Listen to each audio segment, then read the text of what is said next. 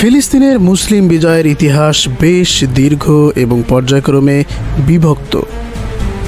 আজকের ভিডিওতে জেনে নিব যুগে যুগে কিভাবে মুসলিমরা ফিলিস্তিনকে শাসন করেছে এবং মুসলিমদের পুরাতন গৌরব ও ইতিহাস। চলুন শুরু করা যাক। খোলাফায়ে রাশেদা 634 এবং 661 খ্রিস্টাব্দ। প্রাথমিক অভিযান 634 খ্রিস্টাব্দে খলিফা আবু বকর রাদিয়াল্লাহু তাআলা আনহু সময়কালে মুসলিম বাহিনী ফিলিস্তিনের দিকে অভিযান শুরু করে। এই সময়কালে আজনাদাইনের যুদ্ধ 634 খ্রিস্টাব্দে, যেখানে মুসলিমরা বাইজেন্টাইন পূর্ব রোম এই বাহিনীকে পরাজিত করে। এই বিজয়ের ফলে মুসলিম ফিলিস্তিনের বৃহত্তর অংশ নিয়ন্ত্রণ করে।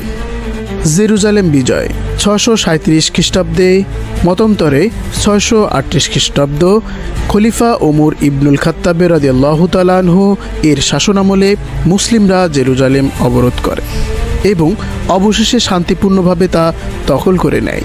জেরুজালেমের খ্রিস্টান ফ্যাট্রিয়াস ও সফরনিয়াস খলিফা ওমরের কাছে শহরের চাবি হস্তান্তর করে।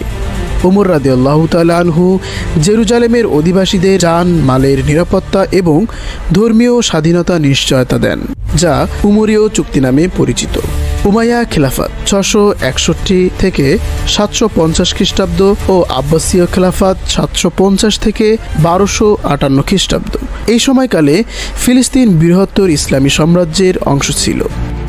জেরুজালেম মুসলিমদের কাছে একটি গুরুত্বপূর্ণ ধর্মীয় কেন্দ্র হিসাবে বিবেচিত হতে থাকে। 10ম শতাব্দীতে ফাতেমীয়রা মিশর থেকে এসে ফিলিস্তিনে নিয়ন্ত্রণ নেয়।